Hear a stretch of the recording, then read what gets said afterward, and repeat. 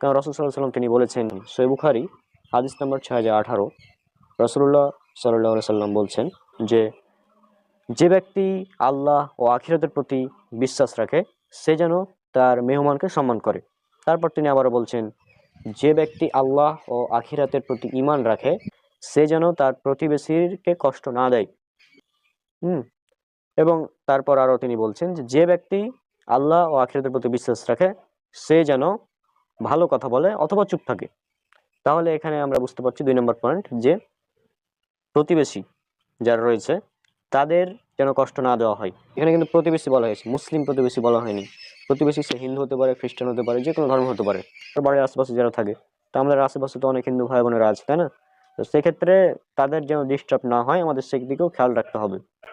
হ্যাঁ, ইসলাম অবশ্যই একটি সুন্দর জীবন ব্যবস্থা, কিন্তু তার মানে এই না যে আমি ইবাদত করতে গিয়ে, ওয়াজ একটি ভালো ইবাদত, ঠিক আছে, সমস্যা নেই, তো এই ইবাদত করতে গিয়ে আমি অমুসলিমদেরকে কষ্ট দিচ্ছি। অর্থাৎ এক কথায় ইবাদত করতে গিয়ে আমরা প্রতিবেশীকে যদি কষ্ট দিই তাহলে সেই ইবাদতের তো কোনো মানে থাকছে না। আসলে এগুলো বাড়াবাড়ি, অতিরিক্ত ভাবে মাইক লাগানো, এতগুলো মাইকের কোনো প্রয়োজনীয়তাও নেই। হ্যাঁ, এখন কেউ যদি শুনতে না চায় তাকে জোর করে শুনিয়ে তো কোনো লাভ নেই, তাই না?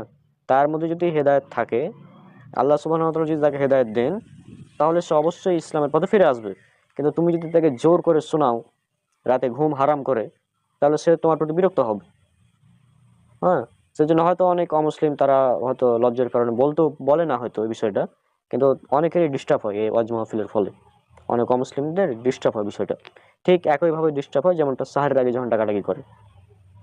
সাহের আগে বেলাল রাদিয়াল্লাহু আনহু তিনি আজান দিতেন। তার এটা হচ্ছে সাহাবীদের সুন্নাহ যে আজান দেওয়া সাহেরের আগে। কিন্তু সেটা না করে মাইকে ডাকাডাকি করে। আজীব ব্যাপার, তাই না? তা আশা করছি এর উত্তরটা পেয়েছো। আর আমাদের দর্শকরা আশা করছি এর অ্যান্সারটা পেয়েছেন, যে এই যে আমাদের সমাজে যে অতিরিক্ত ওয়াজ মাহফিলে মাইক লাগিয়ে উচ্চস্বরে মাইক বাজানো হয়, এগুলো আসলে ইসলাম সমর্থন করে না। জাযাকাল্লাহু খাইরান। তো আশা করি আপনার উত্তরটা পেয়েছেন।